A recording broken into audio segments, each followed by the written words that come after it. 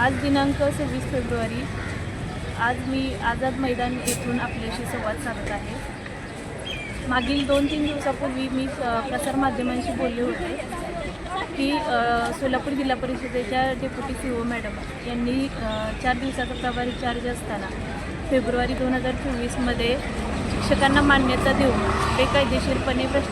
बेकायदेशीरपणे हे काम केलेलं होतं आणि हा जो भ्रष्टाचार झालेला आहे तो पूर्णपणे लपवण्याचं काम सोलापूर जिल्ह्यातील प्रशासन करत आहे आणि अनेक अधिकारी त्यांना पाठीशी घालत आहेत। तर माझी प्रशासनाला विनंती आहे की या प्रकरणाची SIT चौकशी लागावी, जेणेकरून मॅडमनी जो काही केलेला भ्रष्टाचार आहे तो संपूर्णपणे सिद्ध होईल आणि त्याच्यातून जे काही याच्यामध्ये दोषी असतील त्यांच्यावरती कठोर कारवाई होईल।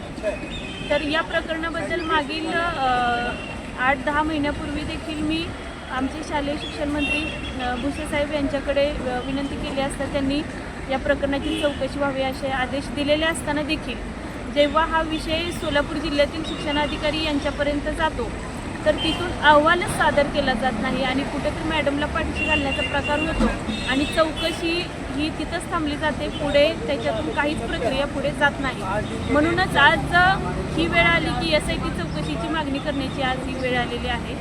तर माझी प्रशासनाला विनंती आहे की SIT चौकशी लागावी आणि हा जो भ्रष्टाचार आहे तो सर्वपणे जनतेच्या समोर यावा।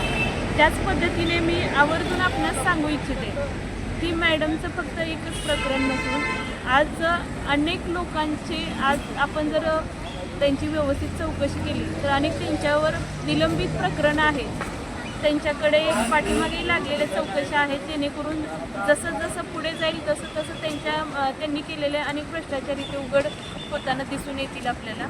तर माझी प्रशासनाला विनंती हीच राहील की लवकरात लवकर यासाठी चौकशी लागावी आणि जे काही खरं खोटं आहे ते जनतेच्या समोर यावं।